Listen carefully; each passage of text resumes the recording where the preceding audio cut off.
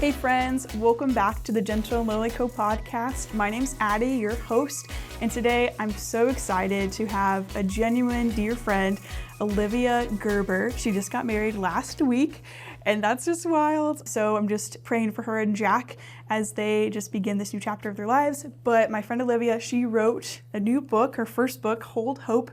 And so we're going to be talking all about how we can hold hope with Jesus, specifically in chronic pain, in seasons of illness, and really just to bring hope and have authentic conversations with God, even in the midst of that process. So Olivia's done such a great job of writing letters to people and where you just feel like you are her friend. And so I'm so excited to welcome Olivia to the podcast. And so Olivia, just welcome to the podcast first. Thank you. I'm excited to be doing this. This is awesome. Yeah, I'm so excited. And it's the coolest way, like how we connected and became friends. Yes. You got to shout out Ashlyn, your sister, the talented Go artist. Ashlyn. Go Ashlyn. We love you, which is just so funny. And I guess also Leah Burden, but now Shinna Berry. She also got married. But that's how I became friends and basically just kind of connected. And then I had my book thing here at Main Street. Mm-hmm. And I guess shout out to Main Street too. Yes. I love it. Cheers. So cool and really encouraging just to have another friend who is in a similar season, who feels called to writing words and to share hope with people, honestly. But for those who don't know you, share a little bit about this season. You mentioned you're going to be getting married. And so just, kind of the overview of what the season is right now for you. Yeah. Well, like Addie said, I'm Olivia Feller right now, but when this comes out, I will literally have just returned from my honeymoon and I'll be Olivia Gerber. So that is probably the most exciting thing happening in my life right now. Yeah. But in terms of just a quick overview, I'm a little bit of a shotgun. I've got a lot of things going on. So I came up with a little phrase. It's like I'm an author, entrepreneur, and advocate. Oh, I love it. Thank you. So good. So the author part is new and kind of what we'll be talking about. Yep. But I also, speaking of my sister, we have a business together called Abide Away. And so we do like creative work for vacation homes, whether that's interior design, murals, branding, all of that jazz. And then the advocate is my work with a ministry called Compassion International, which a lot of people probably know about, child sponsorship, but traveling to conferences and getting to represent them. So that's so cool. Yeah. I love Compassion, and my mom, I forget how many years ago, but they volunteered at like Banker's Life. It's now Gamebridge, but still Banker's Life in my heart. But then I think she just felt compelled to sponsor 2 kids. And it's been really cool just to see, like them grow up kind of with us a little bit. So I love that. Huge, impactful ministry, which is very cool. Yeah, you do so many things and wear a lot of hats like I do too. So it's like kindred spirits. Yes, very kindred. And I love that. It's really fun and also encouraging, I think, for people to be able to see we can do more than one thing. So we're multi-passionate. We have purposes. That's like the first episode of the podcast. Shameless plug. Yes, I think I've listened to that one. Oh my gosh. Okay, you get it. So I guess first though, let's dive into our first segment, Music of the Week. So what kind of stood out to you when, just listened to music this week? Yeah. Well, okay, I feel kind of funny because it's not Christmas songs. And I feel like low-key guilty because it should be. It surprised me, but it's okay. Hey, I've been slower on that this year, which is surprising. But it's good. Yeah, 2 that I'm thinking of. One, I believe came out at Passion last year. Oh, but it's called The Lord Will Provide. Yes. And there's like this one specific line in it that just like goes through my head and it's so sweet. But it's everything I need, my Father has it. I know the Lord will provide.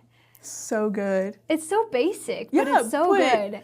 The way that it is in the song too, I don't know, like it just, because it's kind of an upbeat tempo, like, gets up there, but there's like just, it feels like a declaration. Yes. I guess, if that's it's the right like word. Yeah. All of our needs, they're so in beautiful. The family. You know what I mean? Like there's such a peace in that. And yet it's so easy to be worried or to see the different things that are changing in life and be like, well, how's that going to work out? Or whether that's health. I mean, we'll get into that a ton, I'm sure.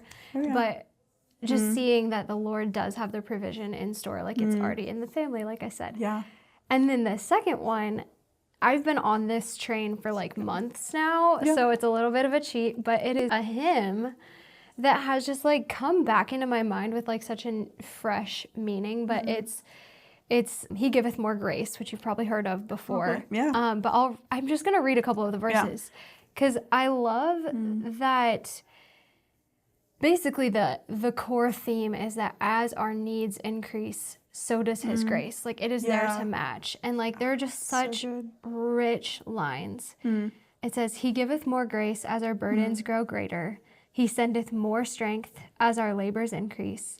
To added afflictions, he addeth his mercy. To multiplied trials, he multiplies peace.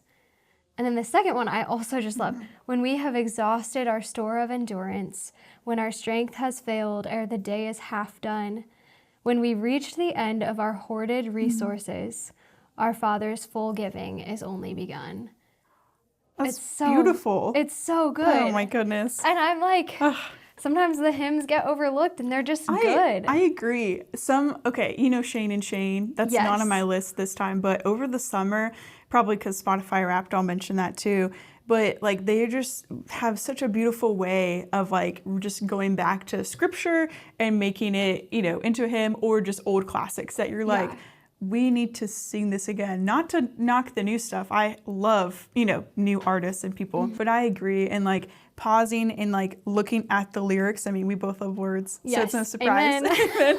Right? Yes. But like, this is one of my favorite practices, to look at like a song that's really impactful. That's why I wanted to do this segment in the podcast, and where you just like kind of write it down in your journal, because it's like almost like an anthem. And it's not exactly scripture, but mostly inspired by scripture. Right. And what a gift from, other creatives to have that in our heart, and just to be able to remember, the gospel and to reflect on his grace. Like, yes. It's so beautiful. So good. And songs get stuck in your head, so it's like automatic meditation. Yeah, it is. Literally. Oh, look at that. Look at us. I love it. So good. Yes. What about you? What were yours this week? Well, it is really funny because, I've listened to a lot of Christmas music, but also I went on a road trip, spoiler alert, for theme of the week. We'll get to that as well. And so we had 6 to 8 hours to Tennessee. And so we played several different playlists that were really, really good. But I've been listening to this at home even before that too. And it's a Spotify playlist, The Chosen, who doesn't, I feel like. And they had the movie Christmas special thing in the theater. Yeah. It's like this long music video of all your probably favorite people, or people you don't know who your favorite, of all these beautiful Christmas songs. And so someone, just an individual, I don't know how I found it, but she put it all together. I need to give her a shout out, and we'll link in the show notes. Nice. And so it's so beautiful because it's a really beautiful blend. I'm like, there's not really another word that I'm thinking of. Just a blend of some really reflective songs and upbeat ones, and even from Mary's perspective, Leanna Crawford, I think I remember her name. Oh, she's so good. She's so good. And I saw her really early on in her career when she was with Cloverton, right before everything happened. It's so cool. Stop. So I'm like, look at you. I'm an OG fan. I love it. You've been underground. That's it. That's it. So tons of Christmas music, but also if you're a Spotify listener like me, love Spotify and Spotify Wrapped.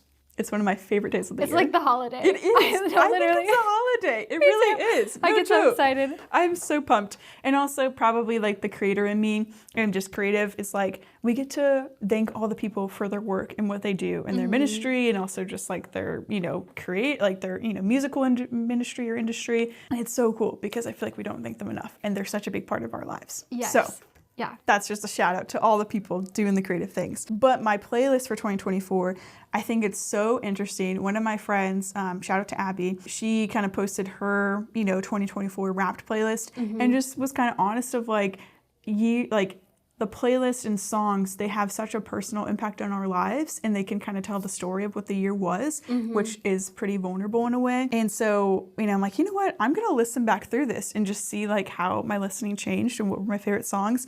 And so there's a few notable mentions that I have to mention. Can't Outrisk, and it's just this beautiful story of just God's going to go with you anywhere, and we can't outrisk his love, and when you don't know what to do, he'll guide your steps and he'll lead you. And then Day or Night by, I always get it wrong, I think it's Jervis Campbell. It's not Jarvis. Yes. It's Jervis. Yes, yeah, Jervis. Jervis. Shout out to him. Day or Night.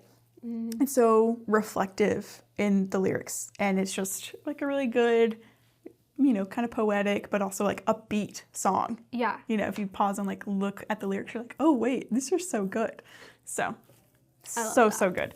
So I love music, and maybe next year, Spotify Wrapped will be more of a holiday to some of our friends. So get on board. Start for 2025. That can be one of your plans for the new year. There it is. And you can celebrate with us. I love it. Okay, so then we're gonna move into the theme of the week. And, the theme is just kind of just for a reminder of our friends, just even if you're new here to this podcast, of like, we just want to look and see where God is moving in our lives. And, the whole podcast is to help you carry the gentle love of Jesus wherever you go. Mm-hmm. So a really practical way to practice this is to look at your weeks and see what was highlighted. So, Olivia, what stood out to you for this week? Yeah. Okay, I'm kind of switching on the fly here because some of what I thought about talking about, it goes so much with the book. We'll talk about it anyway. Good. So, I'm about to get married, so we're like in the depths of premarital counseling, right? All the things, yep. But something that's been impactful in a new way is thinking about basically God's jealousy and then broken cisterns. And so I'll explain this. Yeah. But when we think about like God being jealous, it's hard to understand because we don't have much of a grasp for what godly jealousy looks like. But I'm learning, like, in the context of marriage, which I'm not quite there yet, but that is the closest example you can have to that, where, like, your jealousy for your spouse is a godly thing because, like, that is where you were created to have relational, earthly relational satisfaction in a sense. And then what you learn is, like, even like emotionally in marriage, you can't go outside of the marriage for like to the wrong sources or in the wrong way, right? Yeah. Or physically or whatever, right? It's always a broken, cracked version of what God created.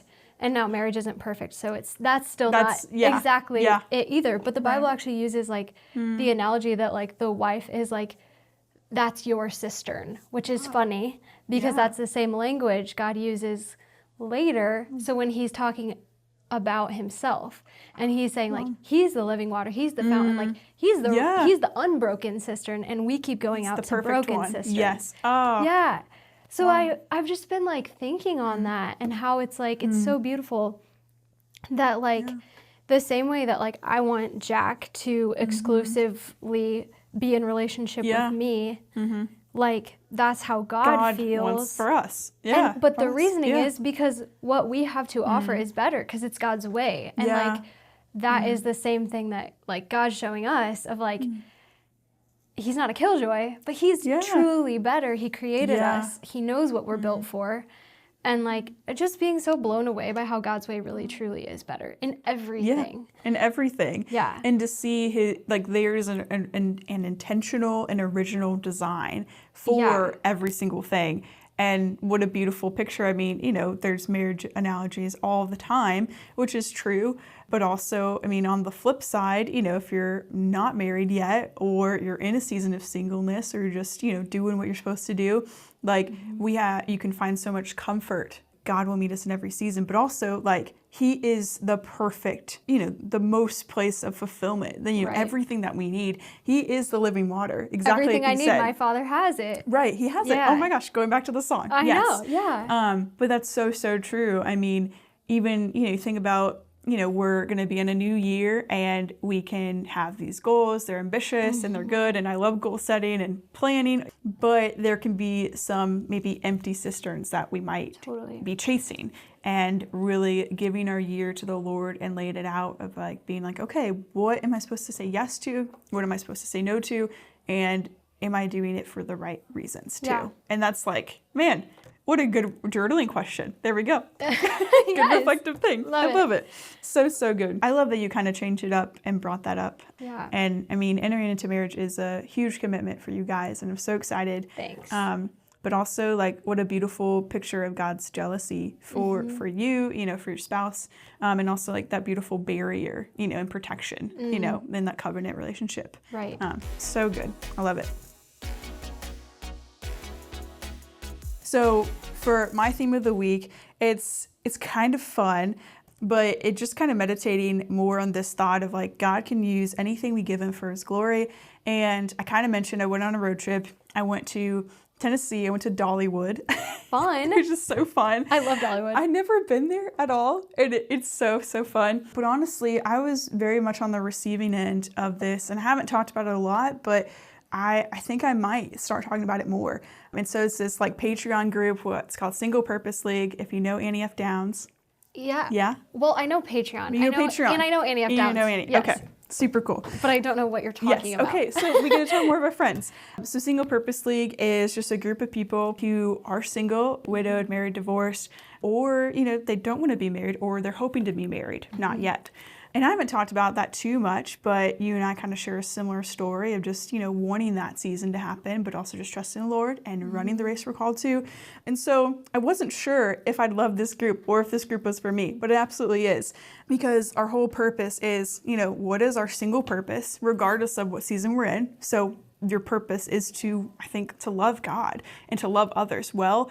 But it might look different for each one of us, right? In different seasons of like what we actually do and live it out. But also like what is our purpose while being single? There might be more things we're able to do in this season. And so we're just wrestling with that question. But to have people where they're in the same season and you just get it, it's a huge gift and blessing. Yeah. And so I'm like, over 150 people were there. Wow. It was wild. That is so cool. But it's still intimidating to step into things that are even, on the reciprocating end or the receiving end, where you're like, yeah, you can invite, people into. Honestly, it's like, I think just being around the table with so many different friends and even having my friend Addison, shout out to her for driving and just, going from Indiana to there, around the table of like, when we give God our yes in any season, whatever we're walking through, he can do anything. And so to see a bunch of strangers become friends, yeah, like that's wild, but incredibly beautiful. But it can still be, outside of our comfort zone a little bit. But when we give him our yes, even if we're not the ones leading it, it is so much better and so good to see what he can do, and it's all for his glory. And that's the coolest thing. And it's so kind of Annie and Katy. But all that to say, what a gift it is from him to invite us into the work he's already doing and just to hear people's stories and to rub shoulders with people who really understand like where you're at, but we also are hoping for the promises from God while simultaneously wanting to live a life full of purpose in any season. So that's been on my mind a lot. And I'm so glad I went. I said yes. Yeah. And made so many friends. I really want to get into the book. That was kind of our segue of everything. But Hold Hope, such a cool book. Yes. Also, shout out to Ashlyn for the cover. Got to give her She props. nailed it. Yeah, so thankful for that. So beautiful. It was interesting. I knew this was coming up, our conversation. But then at church, one of my pastors, he kind of addressed this idea of developing a theology of suffering. And he kind of mentioned develop a healthy view of suffering while following Jesus before it happens. Because it's good. I haven't specifically experienced suffering in the areas of chronic illness, but certainly have had hard seasons or had my body be in pain. I mean, I think everyone can at one time. We don't wish that, but we do live in a broken world, and a theology of suffering is such a bigger topic than just a podcast or 30 minutes. But I wanted to unpack some of our immediate reactions, those knee-jerk reactions when an unwarranted season comes. We know from James 1 that every single believer is going to go through trials, unexpected trials, and they're going to, strengthen our faith. But in trial, we can wonder where God is and even address these questions of does God care that I'm in so much pain? Does he even see me? Am I being punished? Which is a hard one to wrestle through. So just, from a friend, how did you wrestle with navigating these types of questions? Yeah. Oh man, there's so much there, right? But for a lot of us, when we're young people, but even for any generation. Any age, yeah. But suffering can be very unexpected, right? You know it in your head, but when it actually comes, whoa. You're right? Where did this come from? Yeah. Yeah. And it can really take you off guard. And in the same vein, I also am convinced that we're all on the chronic trial scale in some spot, right? We all have our things. Right. We So all do. regardless of where you're at in your journey, these truths are applicable. Right. But, well, just to start, like, I have a question for you. Yeah. Who is closer to their father physically? The person who's running away from him or the one who's wrestling him? I'd say wrestling.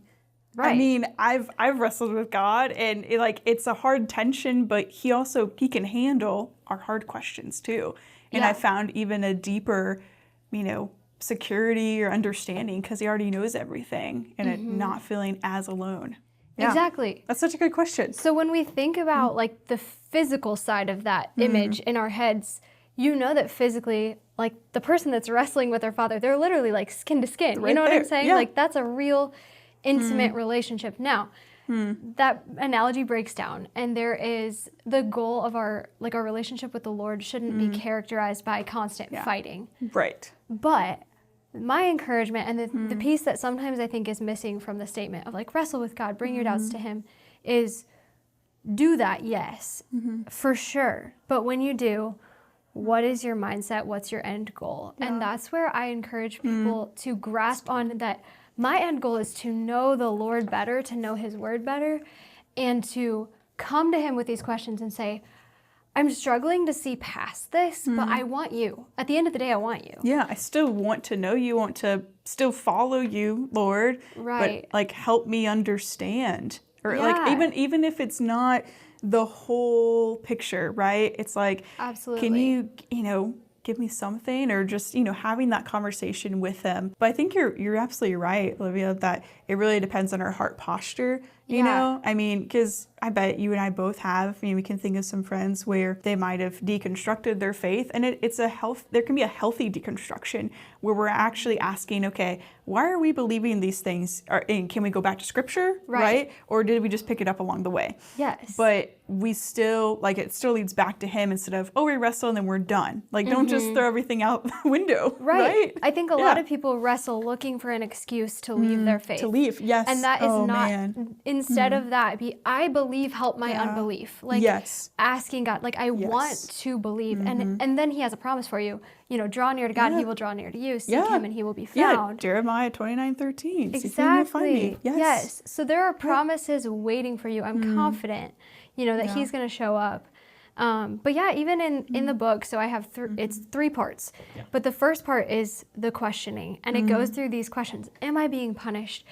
Does God even care? Am I crazy, or is this actually so hard? Yeah. And just walking through those things, and then we go through the waiting, and then finally the gospel hope. And it's good. And it's a progression that kind of has to go that way, because to be opened up to growth, we often have to go through the questions.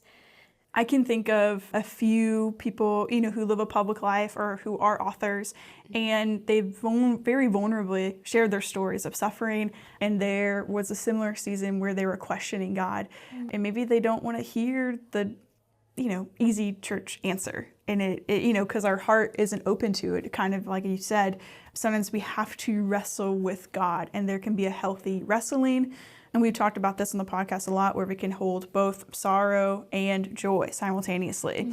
But there are some days, it's okay not to rush past our feelings, the things that we're feeling on the inside, and to sit with God. I think He can handle our bigger questions. Yeah. But especially, I know you've talked a lot about your community and roommates and different people. You had those people to also wrestle with, or, just to confide in, as you're going through things. And so I highly encourage people to get a copy and to kind of, if you need a friend, to be on the other side. I think you're such a good sounding board of being able to deliver hope for our friends who might not have a physical friend, near them, which you can also pray for that. And I think God will bring some people into your life, but it also takes, intentional work for us too, to build those friendships. And even passing the book on to those close friends or people in your life. I know that's been something people have shared with me.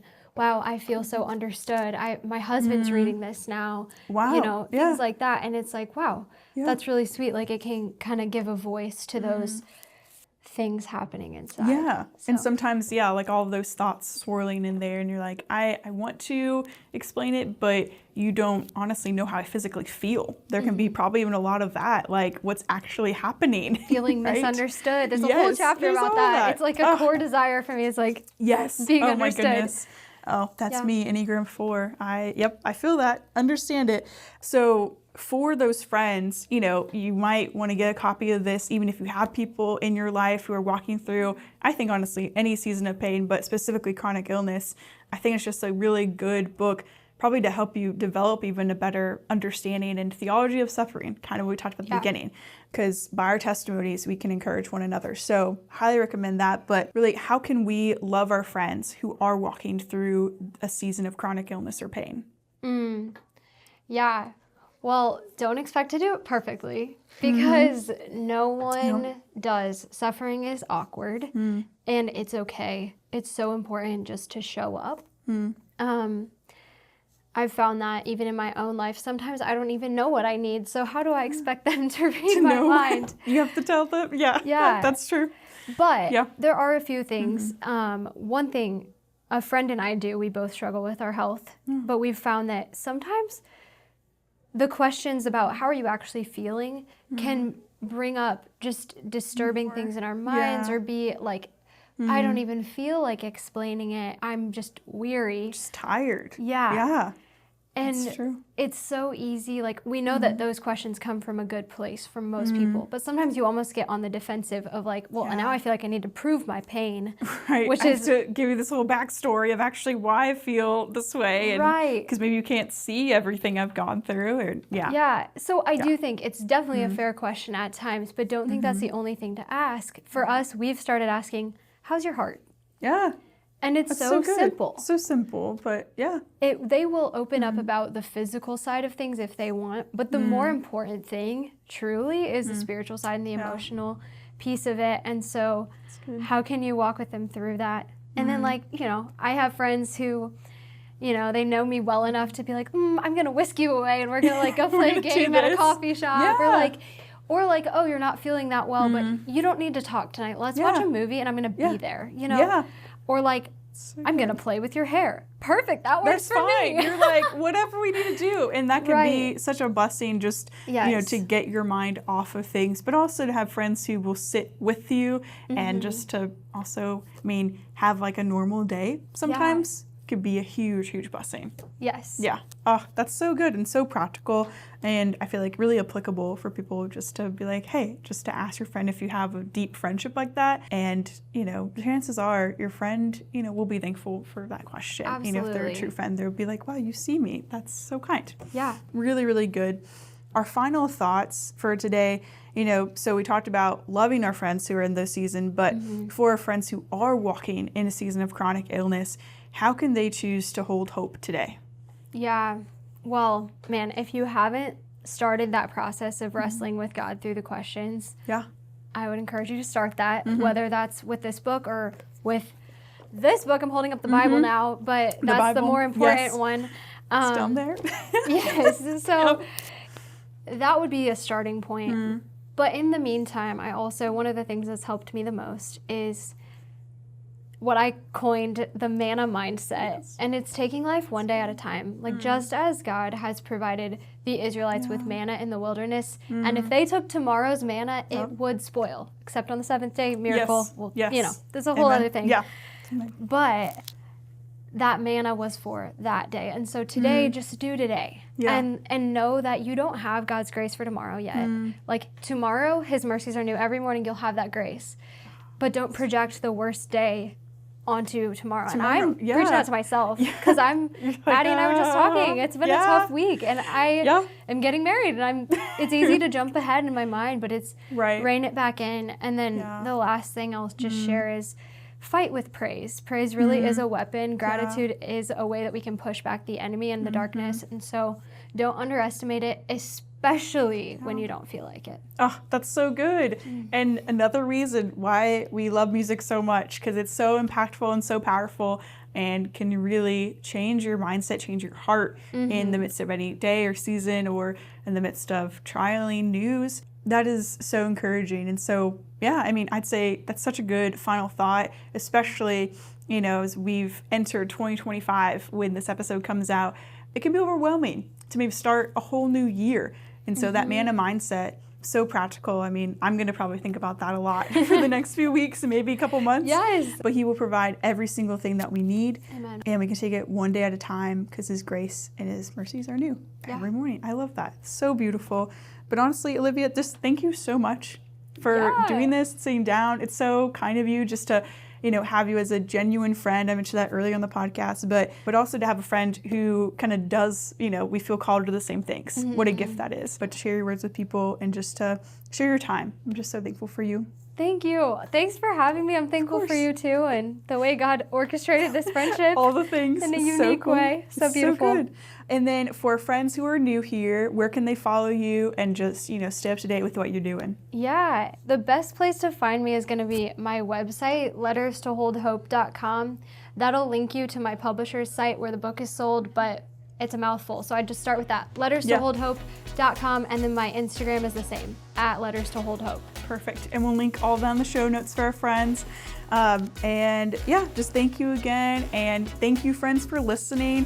And have a wonderful week, friends, and continue to carry the gentle love of Jesus wherever you go.